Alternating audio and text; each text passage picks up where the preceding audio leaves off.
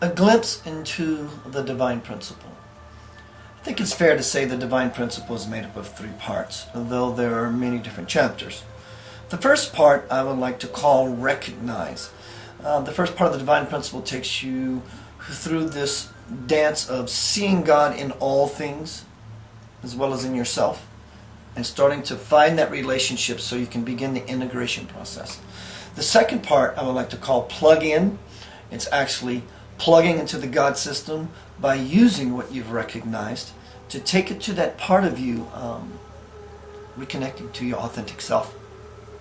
And the third part of the divine principle I call manifesting your life from everything you've read up to that point, using that as your power tools to create the life you deserve, the life you want, the life you desire. The first chapter of the divine principle is Walk into the One. This is the chapter where you're introduced to seeing God in all things, everywhere, all the time. We know a scripture, God is omnipresent. The definition of omnipresence is present in all places at all times. So that means it's literally everywhere and it's everything. There's nothing that it is not. When I go out in public and I get the opportunity to meet the most fabulous people all the time, I treat those people from a space of namaste.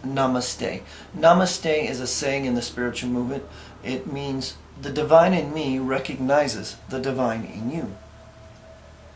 And when I treat people from that sacred, reverent, humble, available space, it literally brings God in them out to the fore, and it creates healing in their lives. I've seen this repeatedly in my life. But not only does it do that, the reward for you is the joy, the energy, the healing in your own life, the vision that it helps to create within you.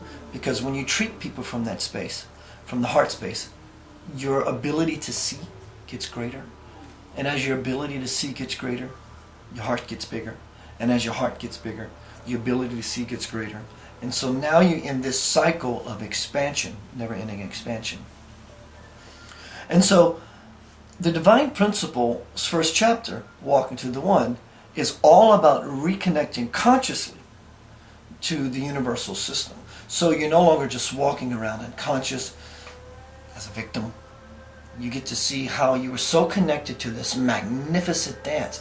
And you can now become involved with that dance by making correct choices. And so you're no longer moving through this world blindly. Walk into the One also talks about the 4 different bodies that we have. First is the spiritual body. It's the part of you that works in conjunction with your own smaller awareness, so you can begin to grow in your life, so that one day you can embody the divine principle. The second body is the mental body. It's the part of you that creates your life through thought and choice. But it's also the part of you that has the ability to reason, to consciously recognize what is right for you in any situation of your life. The third body would be the emotional body. It's responsible for your actions or your reactions because of your pleasure, pain, memories, depending on which side of the fence you're leaning on. But also, your emotional body tells you when you're in alignment with the source, God. Because if there's only a source of well-being in the universe, there is no source of non-well-being. And your feeling in that moment tells you whether you are aligned or not. Your fourth body is the physical body, and it's obvious. It's your vehicle. It allows you to move around and to mingle with other people. And so what do all these bodies have in common? They're all made of energy. And so basically, break this reality down. Everything is just energy fluxing around at God's speed, briefly bumping into each other, and then off to somewhere else they go. But something else I would like to tell you that is in the first chapter, Walk into the One, is that whatever issues you may have in your life presently, I strongly suggest you clear them out, because as time goes by, time is depleting, okay? And so if God is eternal and time is depleting, that energy, that creative energy, is beginning to move outward through our heart center.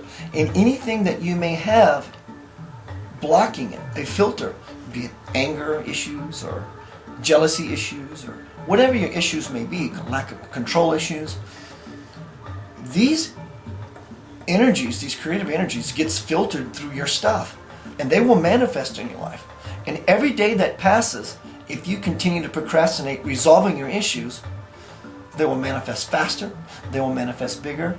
And what you don't want to happen is a day to come in your future that you are faced with your issue at its largest level. You may not be able to balance it then, and that would be a very, very sad day. But review of Walking to the One. Walking to the One is all about consciously plugging back into the God system.